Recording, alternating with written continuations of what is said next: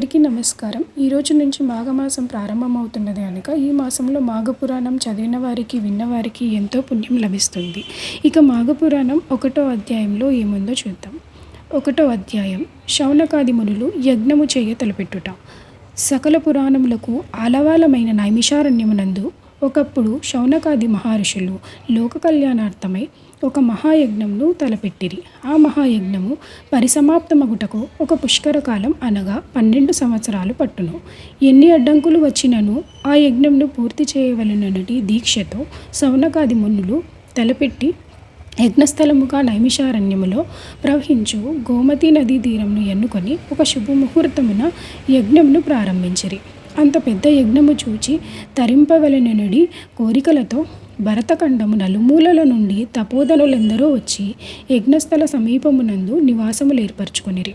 అచ్చటి కేతించిన మునీశ్వరులలో బ్రహ్మ తేజస్సు గల శతవృద్ధులు, వేదములను అవగాహన చేసుకున్న వేదమూర్తులు, సకల శాస్త్రములు అధ్యాయమునర్చిన మునికుమారులు వచ్చి పాల్గొనిరి. ఆ విధముగా మునీశ్వరులందరూ తమ తమ శిష్య బృందములతోనూ పరివారములతోనూ తండోపతండాలుగా యజ్ఞస్థలానికి చేరుకొనిరి. వేల కొలది ఋషిపుంగవులతో ఆ యజ్ఞస్థలము కిక్కిరిసి ఉండెను.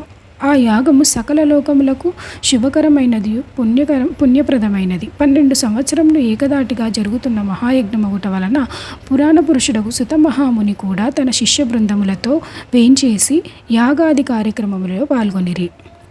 దూర ప్రాంతాల నుండి వచ్చిన ఋషులు సుతులను దర్శన భాగ్యం కలిగినందున అమితానందం నొందిరి. సుతుల వారి ఆశీర్వాదములతో నిర్విఘ్నంగా యాగం జరుగునని అందరూ సంతోషించిరి. మహాముని సకల శాస్త్రములు ఆమూలాగ్రముగా తెలిసి ఉన్న మహానుభావుడు. వేదం, పురాణ, ఇతిహాసాది సమస్త విషయములందు వారికి తెలియనిదే లేదు. అవి అన్నీ వారికి కొట్టిన పిండి వంటివి.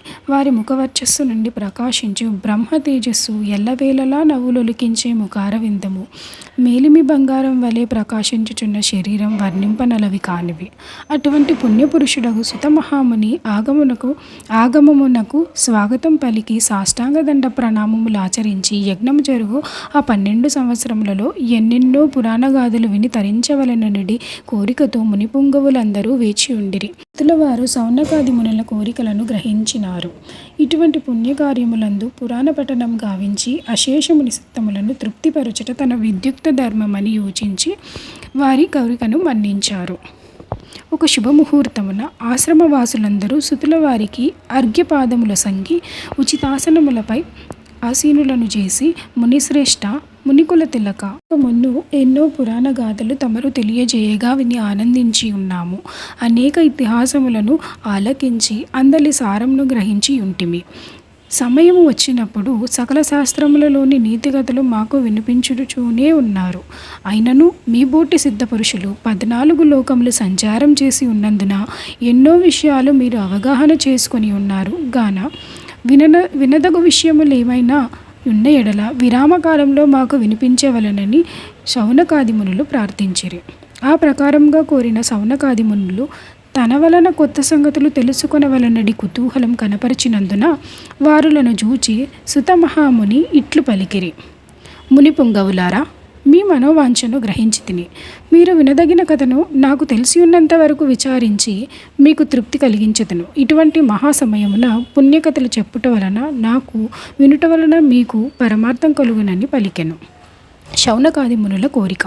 సుత మహామునిని అడిగినదే తడువుగా వారందరూ అంగీకరించగా ధన్యులమైతిమని మునులందరూ అమితానందం నుండి సుతుల వారి పాదాలను కండ్లకద్దుకొని సుత మహామునితో, ఆర్య, పద్మపురాణం నందు లీనమై ఉన్న మాఘమాసం యొక్క మహత్యంను మరలా వినవలయుననడి కుతూహలం కలుగుచున్నది.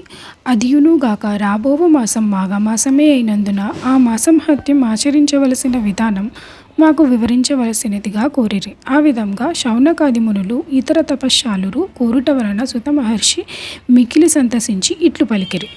మునిపుంగవులారా, మీరందరూ అతి ముఖ్యమైన విషయాన్ని అడుగుచున్నారు. మాఘమాసం కూడా ప్రారంభం కాబోచున్నది. ఇటువంటి సమయంలో మాఘపురాణం వినుట వల్ల కలిగే ఫలితము అంతింత కాదు. అదియునుగాక ఈ మహాయజ్ఞం జరుగుచున్న సమయంలో మాఘమాసం యొక్క మహత్యం మీకు వివరించవలసిన భాగ్యం కలిగినందుకు నేను అదృష్టవంతుడనే కాన సావధాన మనస్కులై ఆలకింపుడని సుత మహర్షి ఇట్లు వివరించిరి. నేను నా తండ్రి శిష్యుడగు రోమహర్షుని శిష్యుడను.